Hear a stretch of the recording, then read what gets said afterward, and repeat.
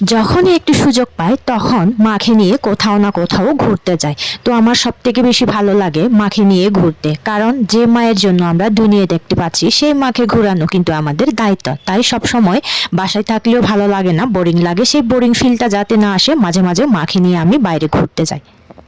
মাকে নিয়ে যখন প্রথম প্রথম আমি শপিং মলে গেলে লিফটে করে যেতাম, তখন মায়ের একটু সমস্যা হতো, কারণ যেহেতু প্রথম প্রথম তার আগে কোনো প্র্যাকটিস ছিল না, গ্রামে বেড়ে ওঠা, গ্রামেই সামান্য জীবনযাপন, মানে এই ছোট জীবনযাপন থেকে এরকম একটা ইয়েতে আসা কিন্তু অনেকটা মানে একটু পরিবর্তন আর কি। তো হঠাৎ করে কারোর কিছু একসাথেই হয়ে যায় না, তো মাঝে মাঝে এগুলো নিয়ে একটু টেনশনে পড়তে হয়। তো আমরা যতটুকু চেষ্টা করি আর কি মাকে নিয়ে ঘুরানো বা মেট্রোতে করে এখানে ওখানে যাওয়া, যে কোনখানে কোন জিনিসটা আসে এগুলো একটু দেখানোর চেষ্টা করি, যাতে মাও খুশি থাকে। যারা ছোটবেলা থেকে গ্রামে বেড়ে ওঠে, সাধারণ জীবন যাপন করে, তারা হঠাৎ করে শহরে আসলে বা টাউনে আসলে তাদের কিন্তু এতটা ভালো লাগে না, থাকতেও চায় না। অনেকের কিন্তু মানে এভাবে গ্রামে বেড়ে ওঠা, খোলামেলা পরিবেশ, তো হঠাৎ করে ছেলে মেয়েরা যখন বাইরে থাকে সেক্ষেত্রে কিন্তু তাদেরও বাইরে যেতে হয়, বাইরে থাকতে হয়, সেগুলো কিন্তু তাদের এতটাই পছন্দ না।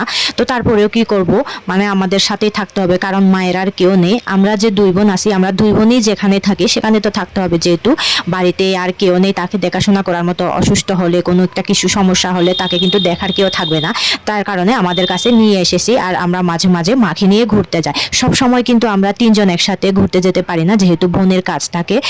যখন বোনের ছুটি থাকে ওই ছুটির টাইমে আমরা তিনজন একসাথে ঘোরার চেষ্টা করি। যেখানে যাই না কেন একসাথে গেলে একটু মানে শান্তি লাগে আর কি। সব সময় তো যাওয়া হয় না, মাঝে মাঝে সুযোগ পেলে আমরাও ঘুরতে বের হই।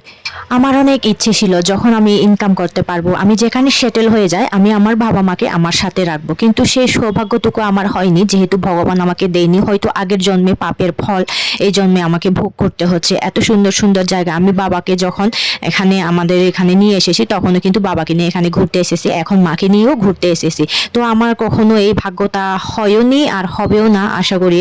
মানে যতটুকু হয়েছে এটাতেই আমি সন্তুষ্ট। বাবাকে আর মাকে নিয়ে একসাথে ঘোরার কোনোদিন আমার সৌভাগ্য হয়নি, আর এই সৌভাগ্যটুকু ভবিষ্যতেও হবে না মনে হয়, কারণ তাদের অনেক বয়স হয়ে গেছে।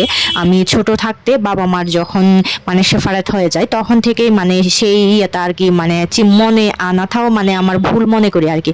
তবে কোনো না কোনো একদিন ভেবেছিলাম বাবা আর মাকে নিয়ে একসাথে ঘুরবো, বা এরকম একটা কিছু কল্পনা করেছিলাম, কিন্তু সেটা আমার জীবনে হয়নি, যার কারণে বাবাকে নিয়েও একা ঘুরতে হয়েছে আর এখন মাকে নিয়েও একা ঘুরতে হচ্ছে আমাকে।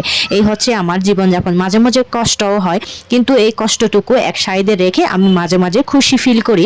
শুধু এটাই ফিল করি যে আমি এতটুকু যে করতে পারছি বাবা মায়ের জন্য, এটাই আমার কাছে অনেক বেশি। কোনো কোনো ছেলে সন্তান আছে কিন্তু তারা তাদের বাবা মায়ের জন্য এতটুকু করতে পারে না, আমার মতো করতে পারে না। আমি যতটুকু করছি আমি মনে করি, অনেকেই কিন্তু আমাকে আবার বলে তুমি বাবা মায়ের ছেলের মতো করে কাজ করছো। এটাই শুনে আমার কাছে অনেক শান্তি লাগে, আমি এটা নিয়েই শান্তিতে থাকতে চাই।